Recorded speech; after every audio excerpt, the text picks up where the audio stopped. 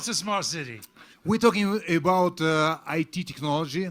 We're talking about know-how, and we're talking about Digitalization. digitalization. Sorry. Hard to say, hard to do.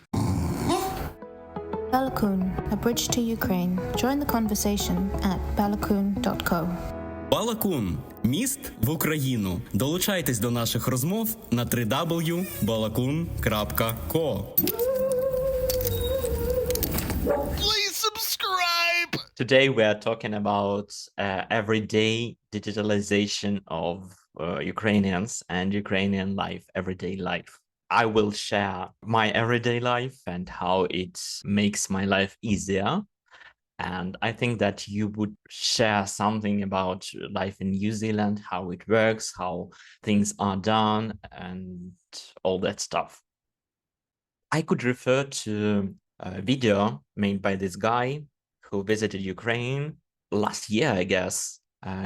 He was speaking about how he was impressed that Ukraine was cashless, that Ukraine was paperless. This digital life came to us step by step, like it was step by step, very, very slowly. Actually, this has covered every sphere of our life. But let us not rush into it and just take each step and each sphere. The first I wanted to talk is paperless. Dia comes to terms that everything should be and can be paperless. I don't really remember when last time I took my passport with me. I have each on my phone. I have my ID, like internal passport. I have my passport, like international one. I had COVID certificates there. I had my tax ID there. And if I had driver license, I would also have it there. And for drivers, it's not necessary to carry driver license with them or car registration.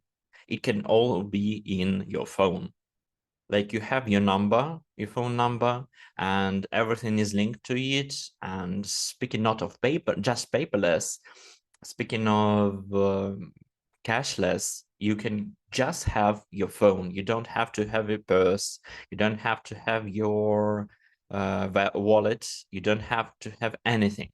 You just have to have your phone, and that's it. So that's really amazing one. Is this typical of people who live in cities and people who are of a certain generation, or does everyone use these types of services? As official statistics, there are 20 million who use this software. Talking of Ukraine population, before full-scale invasion, it was approximately 40 million. So half of population have this application and have this software. So it's huge numbers. And actually, as I mentioned on our startups episode, COVID made everyone start to use it. Yeah. There were COVID certificates, vaccination certificates, and everyone just downloaded it because you had that restrictions at different establishments or different restaurants or cinemas. I don't really remember. It seems to be very, very long ago. News, what's in news? So my news for today is Rammstein format meeting. 10 IT coalition countries sign 6-year cooperation agreement.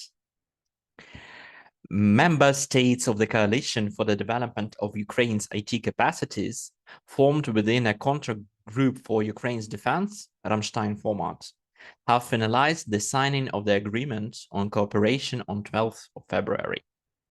So, Ukraine's defense ministry reported on 14th February that the agreement on their of the IT coalition is the first among the coalitions of capacities formed following the results of meetings in the Rammstein format. The IT coalition was joined by Estonia and Luxembourg as the leading countries, as well as by Belgium, Denmark, Iceland, Italy, Latvia, Lithuania, the Netherlands, and Ukraine. In addition to this, the UK finalized its integration into the coalition by signing the Declaration of Intents. And the direct quote from the Defense Ministry. The document confirms the desire of member states to assist Ukraine during the next 6 years with the goal of developing shared IT infrastructure of the Ministry of Defense and the Defense Forces of Ukraine. And this agreement also determines the role of member states within the coalition by establishing their procedures for decision-making and procurement, and by providing legal ground for the financial contributions of member states. And earlier, it was revealed that Netherlands joined this the military coalition, which would provide Ukraine with advanced drone technologies and strengthen its offensive capacities in the war against Russia. So there's going to be a lot of IT projects across Europe. Very interesting projects. Interesting projects, yes. So will we have lots of IT students to teach English to, or do they all already know English? I feel like the people who work in IT already know English. Or not that scale. They know more not spoken English, but more technical English. So they could read documentation, but mispronounce words completely. But they would understand what is written. The teaching materials we've just licensed, there's lots of specialized courses. We can provide our mentors with materials to teach IT English and medical English, as well as general English. Okay. Penguin becomes guide bird companion for zoo pal suffering with cataracts. A penguin has become a guide bird for a fellow African penguin with poor eyesight, escorting her around the enclosure to get food and build confidence. The animal helper named Penguin has bonded with Squid, the 3-year-old that suffers from cataracts, a debilitating condition that clouds the lens of the eye. Squid is often disoriented during busy feeding times and relies on Penguin's unwavering calmness. Penguin has become Squid's beacon, guiding her around the enclosure and acting as her eyes. Like we're volunteering. Instead of a seeing eye dog, it's a seeing eye penguin, companion penguin. Banana penguin. That's interesting. My news stories are going to get more and more ridiculous as this podcast goes on. But they are fun. Like the last time was there is life on Mars.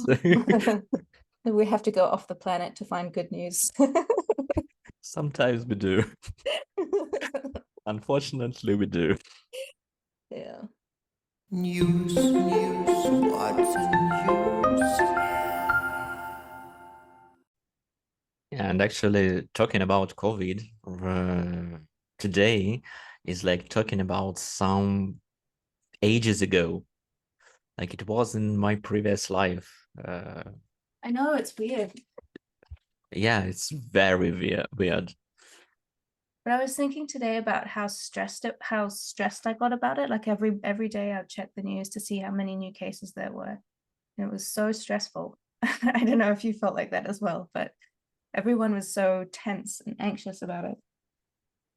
Yeah, and during COVID, each day we had this information about the quantity of deceased and the quantity of new infected, and we could check them every day on Telegram chats, like official Ministry of Health Telegram chats. And now we are checking the quantity of deceased enemies every day. So the habits are the same, but the concept is different. Sometimes like we're reminiscing about COVID as the good times. Yeah, and there were actually jokes that we would remember COVID days as better days. Like everyone was whining about not having ability to go to the cinema or anything else. And actually, they told that someone told that it would be the better days. Just you will think of them as good days. So that's it. We're thinking of pandemic as not that bad. Okay, so taking another sphere of everyday's life, it's public healthcare. In 2016, the Ministry of Health started the medical reform, and they launched their e-health electronic healthcare in Ukraine. And for now, how it works in on practice, I really like it a lot because I remember the times when I went to the hospital. I had to go to the register. I had to take my file um, and go to some doctor, sitting in the queue and waiting for the doctor to be free. And there are a lot of people, and it is there are many quarrels in this queue. In 2018, as far as I remember, it was 2018, we had these declarations with doctors, with your family doctor. You could pick the family doctor whatever you want, and there was this core principle that money goes after the patient. Like patient brings money to the hospital. Like you have signed a declaration with your doctor, and the doctor gets money for caring about you.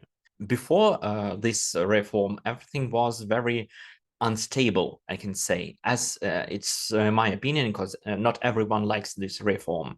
Mostly doctors don't like it, as they had to use this healthcare system. I counted yesterday, there are 26 different medical, like medical informational systems. And here in Kiev, on the right bank of Kiev, it's called Healthy, and they have this mobile app. They have a website where you can see all your prescriptions, you can see all your visits, you can pick a doctor, you can make an assignment to the doctor, like assign a visit. You can also see all your tests, like you have your blood tested, and you can see the results in this app. And it's not only this app or this website, there are a lot of them. And like on the left bank, some districts have different medical system, but all them are connected to e-health. So for me personally, this system is very convenient. There are actually some problems for older people who cannot make appointment by themselves, but they can come to the hospital, to the register, and the receptionist, or I don't know how to call them, the one at the register, just make this appointment for them. So that's interesting. Do these programs compete with each other, or do they just have different jurisdictions? So one area of the country is served by one. I think that they compete with each other, I see. all the medical systems, but they all are connected to one particular government healthcare system. Try to pronounce it. Let's do another one. Liquor, doctor. Liquor. And this our sentence is, щоб відвідати лікаря, треба записатися в Healthy. To visit a doctor, you have to make an appointment at Healthy. So I have a friend who works at Google. Her name's Olya, and she's much nicer than you. Щоб відвідати лікаря, треба записатися в Хелсі. Okay, maybe not. Is she nicer? It's too fast as well. Usually I'm doing one word, so it's fine. But when it's a whole sentence, Okay, let's make it slow. Щоб відвідати лікаря, треба записатися у Хелсі. щоб відвідати лікаря, треба записатися в Хелсі. Yeah, that's fine, but not записатися, but записатися. Записатися. Okay. I have a different challenge for you today. Okay. This time no Spanish, so it's it's not that hard. Okay, I'm going to give you a word and you're going to tell me what it means instead of how to pronounce it.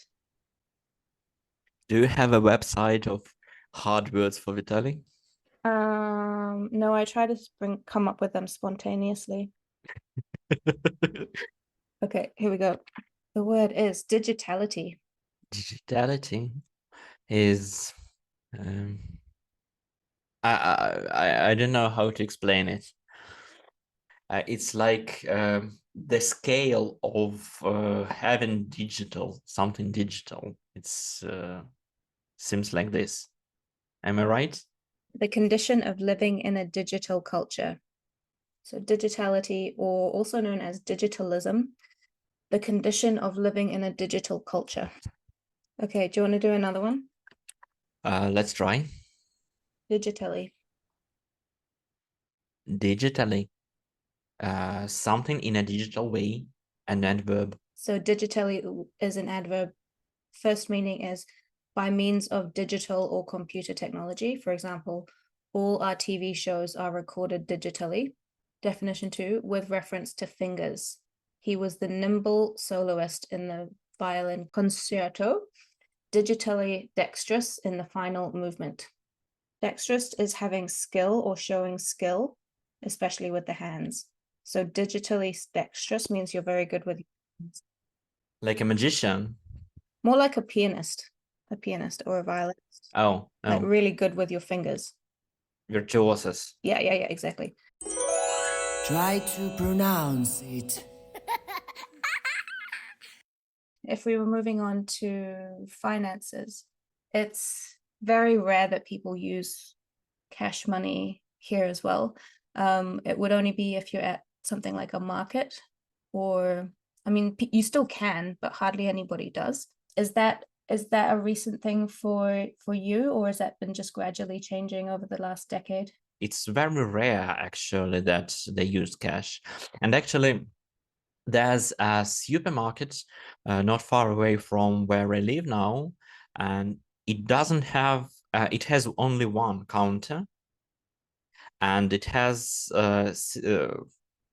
5 self-serve counters, and pay with your card without involving any human. And there is no way to use cash there. Actually, as I wandering through the city, I haven't seen that people use cash that much. Like I never carry cash with me for public municipal public transportation, like metro, trolley, trams, buses. They all are cashless. Maybe 10 years ago, there were those people, mostly women, who stayed at a bus and gave you tickets. You gave them money, they gave you tickets, and everything was in cash. And now, for many years already, there are no these people there. So you cannot buy a ticket. Some time ago, there was that driver could sell you a ticket, or you could use your transportation card.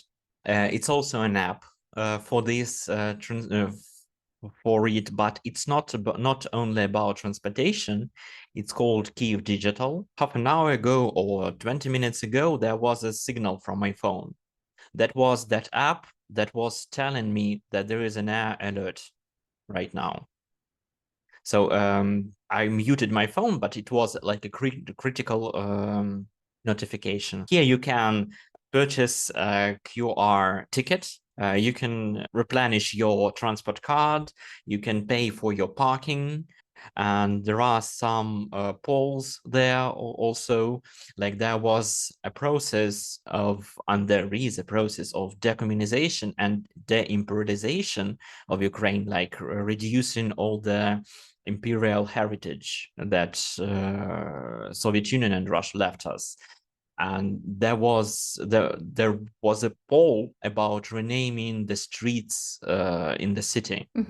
There was a lot of them that were named by some Russian or Soviet generals or writers or whatever. And they were all renamed, and there was a poll, like there were several variants that were proposed by the Service of Historical Heritage. This app also has alert notifications, like right now we have an alert. It's still dangerous right now. Yeah, it's like rockets, hypersonic rockets, I don't know. Those planes, those jets that carry that rockets are in the sky, and so there is an alert right now. So that's about transportation. And for people who visit Kyiv, non-Ukrainians, they could buy those tickets in every metro station. Like they could buy this QR codes, or they can use their phone to buy to pay for each transportation just using NFC. It's very easy, and they don't have to have some tickets. They just walk in, they pay, and that's it. And speaking of cashless, we have this. It's not an advertisement. Unfortunately, we are not paid for it, but I should name it. We have this mobile bank, Monobank. Oh, yes. Yep. And it's really game-changing, a game changer during full-scale invasion. Speaking of fundraising, it's actually a bank that uses a license of a different bank, but it's independent one. And it's started in 2018 also. There was an advertisement that you don't have to go to the bank to solve any of your issues. It works like this. You download an app, you put your data in it, you are approved as you're a citizen, as you're liable to have this card. And then you can go to either some establishments or some other banks where you can just take a card and link it to their card, the Monobank card, and just link it at your app. And you already have a card. You don't have to sign any paper. That's been hugely beneficial for fundraising over the last couple of years. Mm-hmm. Like I've seen everywhere, donate to this Monobank jar or whatever. Yeah, it's very easy. You just make this jar. You have this link where everyone, whether you have a Monobank app or Monobank account, or you don't have it, you just follow that link, you make your payment, and that's it. And that is just a game changer about fundraising during full scale. You don't have to go to the bank, pay some account or whatever. It's just 2 clicks and that's it. Yeah, it's fast, convenient, and very useful. When we were first designing the forms for Balakun for students to sign up, we were trying to think of questions to make sure that the people signing up were Ukrainian. And someone suggested the question, ask them where their local Monobank branch is. Yeah. Yeah. Where's your nearest Monobank branch? Yeah, that's a good filter, actually. And they also are improving constantly, and they have this way for YouTube fundraisers they have this possibility to show the progress on the jar. Yeah, I've seen those. Yeah.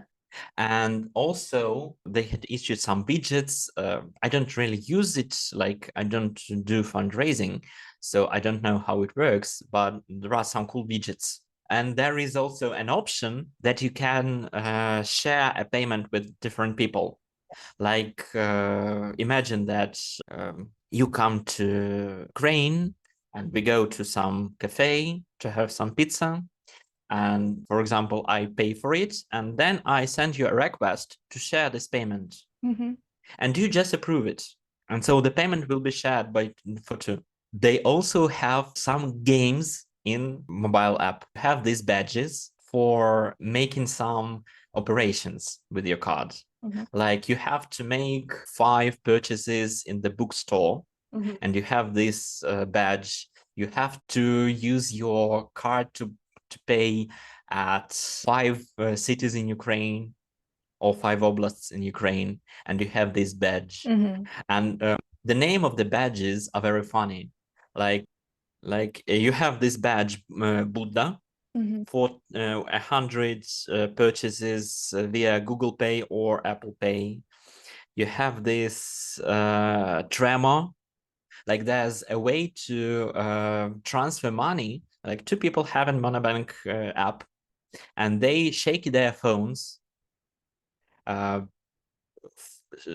app is searching for another device with Bluetooth, and you just transfer your money like this. That's cool. And there's a tremor badge for 10 shake to pay transactions.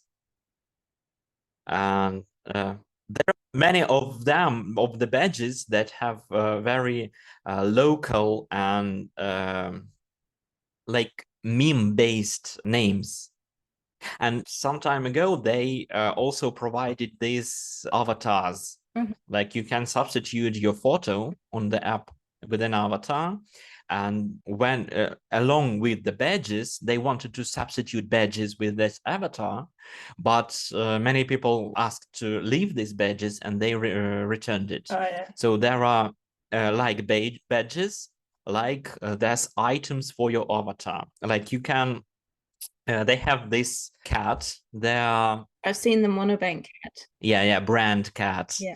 And you have you can make this cat as Walt from Breaking Bad, or you make him as a cowboy, as Jack Sparrow, as a Witcher.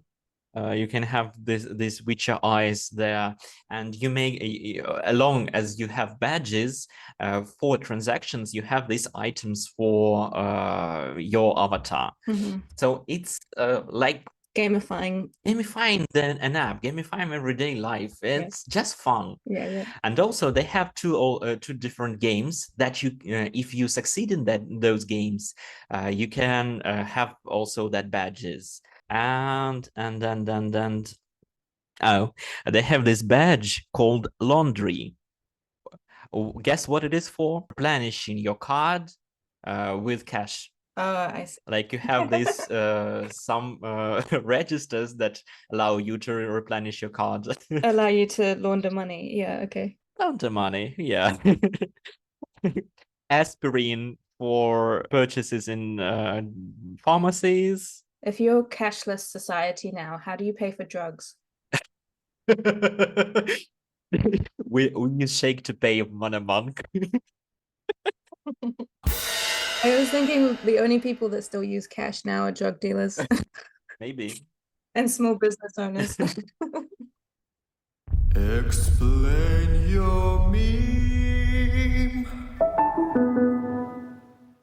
I have sent you a meme for today. In the meme, we have the head of intelligence service of Ukraine and his wife. And she asks, honey, is Caesar done? And he replies, done, honey, done. And the description is the common Ukrainian family is getting ready for the Saint Valentine's Day. As the Caesar, referring as Caesar as a salad, it's rather popular. And Caesar, that was Caesar Kunikov, that was drowned on the 14th of February. Yeah. Ships Russian, don't drown, ships sink. Okay, thank you. People drown. Okay, there were people who People drown, drowned. ships sink. Yeah, ship sank and people drowned. I want to tell you about this very interesting project called the IT Army of Ukraine. Mhm. So the IT Army of Ukraine is a worldwide IT community united to resist the Russian invasion to Ukraine.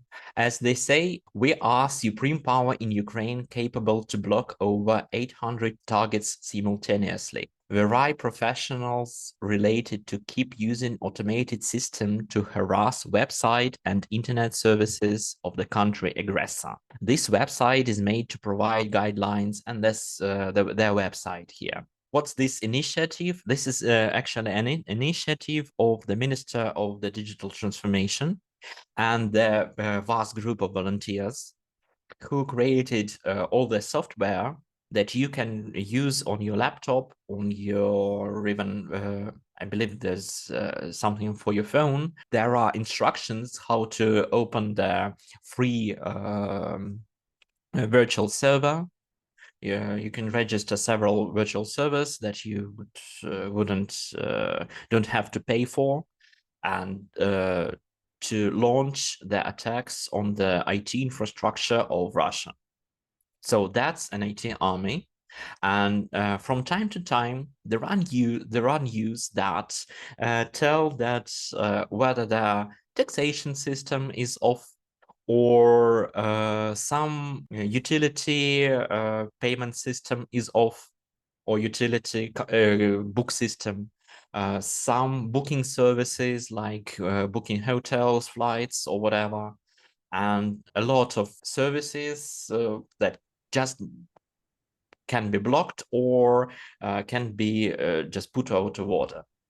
And I think that this IT army also works with actual cybersecurity soldiers or cybersecurity specialists who could really target what's important. Mhm. So like IT army is the way to slow down an economics of country aggressor Mhm. and prevent them to make more money, to have more ability to buy or to build vessels and to build some missiles to strike Ukraine. So that's a really great initiative, and actually everyone in the world could join Yeah, I it. was going to ask. So it's not just people in Ukraine. Anyone in the world can join. If there are people in Russia, it would be much more better if they joined it, but it's very dangerous for them. Mhm. They have this system of proxies, so you can just or you